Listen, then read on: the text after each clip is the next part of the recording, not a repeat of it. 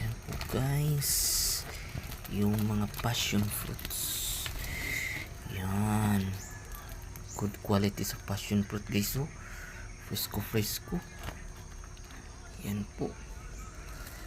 Ayan, may mga passion fruit tayo ngayon guys, ng mga fresco.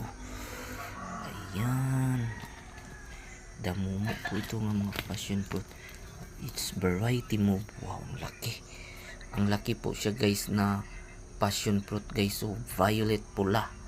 Ayan po, napakaganda. Actually guys, napakaganda nga variety. Actually nakakuan na jud ko ani guys, nakasimilya na jud ko ani. Yan po, within Claveria lang po ito guys. Ang gaganda. O yan po guys. Wow, ang laki bay. Wow.